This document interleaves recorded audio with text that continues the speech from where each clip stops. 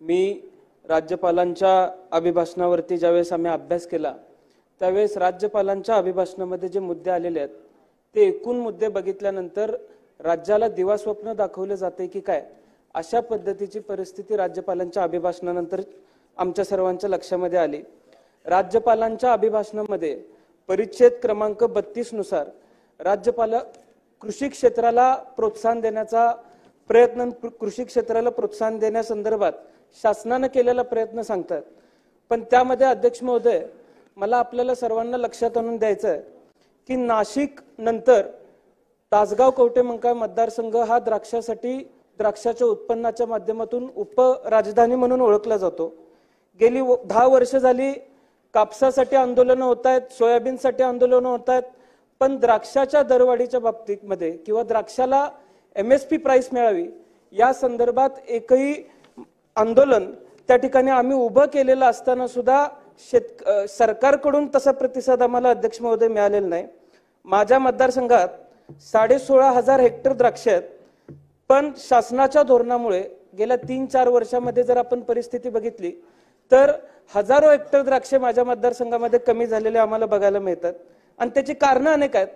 18% औषधांवरती GST लावला जातोय, बेदाणा दरावर कुठल्याच पद्धतीचं शासनाचं नियंत्रण नाही आणि अपेक्षेप्रमाणे दर मिळावा म्हणून कोल्ड स्टोरेज मध्ये जर आम्ही बेदाणे ठेवले तर 18% GST त्याच्यावरही लावला जातोय।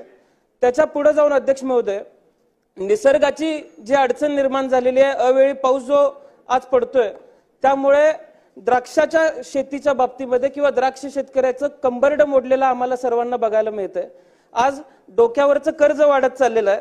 अशा परिस्थितीमध्ये नुकसान भरपाई मिळावी म्हणून राज्य शासनाकडे मागणी केली तर राज्य शासनाच्या पोर्टलवरती 3 हेक्टर पेक्षा ज्या शेतकऱ्याची जास्त जमीन आहे त्या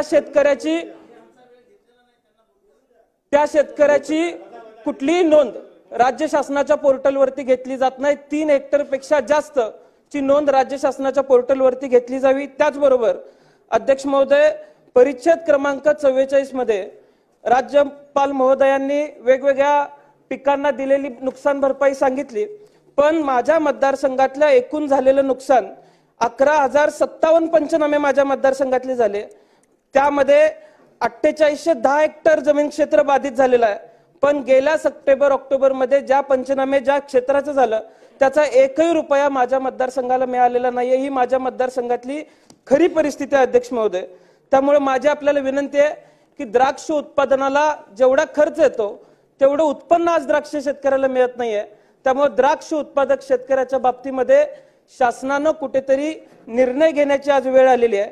अध्यक्ष महोदय माझी आपल्याला दुसरी विनंती अशी आहे की आज विमा कंपन्यांच्या बाबतीमध्ये मोठ्या प्रमाणात तक्रार शेतकरी बांधवांकडून येते आणि या विमा कंपन्यांच्या माध्यमातून शेतकऱ्यांचा बळी घेतला जातोय। अध्यक्ष महोदय मी आपल्याला सांगतो राज्यात संत्रा, मोसंबी, केळी, द्राक्ष, पेरू, आंबा, डाळिंब, काजू, पपई या सगळ्या फळ पिकांना विम्याचं संरक्षण मिळतंय।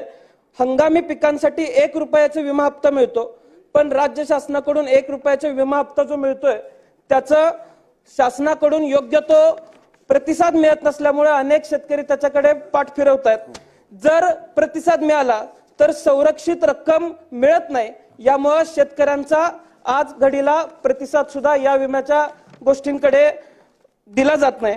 त्यामुळे अध्यक्ष महोदय माझी आपल्याला विनंती आहे की समूह जिल्ह्यामध्ये ठाणे, पालघर, धुळे, पुणे, सांगली, लातूर, बुलढाणा या माध्यमातून Bajaj Allianz general insurance company लिमिटेडच्या माध्यमातून माझ्या मतदारसंघामध्ये विमे आखले जातात।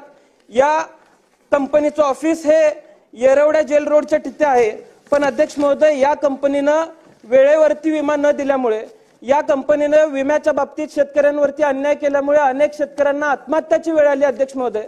त्यामुळे माझी आपल्याला विनंती आहे की येरवड्या जेल रोडवरच्या यांच्या ऑफिसमधून यांची रवानगी थेट येरवड्याच्या तुरुंगात अध्यक्ष महोदय केली पाहिजे। विमा कंपन्यांच्या माध्यमातून शेतकऱ्यांची पिळवणूक चालू आहे। अध्यक्ष महोदय यापुढे जाऊन माझा अत्यंत एक महत्त्वाचा प्रश्न आहे अध्यक्ष महोदय, परिच्छेद 48 प्रमाणे शिक्षण धोरणाला पाठबळ देण्याचा प्रयत्न राज्यपाल महोदयांनी घेतला, पण आज राज्यातली परिस्थिती अशी आहे की माझ्या मतदारसंघामध्ये गणवेश सुद्धा माझ्या मतदारसंघातल्या जिल्हा परिषदेच्या शाळेतल्या विद्यार्थ्यांना मिळालेले नाहीत। पूर्वी हे अधिकार शाळा पातळीवरती होते, जिल्हा परिषद पातळीवरती होते, पण मागच्या सरकारमध्ये हा निर्णय किंवा हे अधिकार राज्य शासनाकडे का घेण्यात आले अध्यक्ष महोदय मला माहित नाही. महाराष्ट्र सारख्या प्रगतशील राज्यामध्ये विद्यार्थ्यांच्यासाठी विद्यापीठ आपण उभं करतोय, विद्यार्थ्यांच्यासाठी शाळा उभ्या करतोय, कॉलेज उभं करतोय, पण साधं गणवेश सुद्धा जर आपण देऊ शकत नसेल तर या राज्याच्या दृष्टिकोनातून ही खेदाची बाब आहे अध्यक्ष महोदय, आपण लक्षामध्ये घेतलं पाहिजे.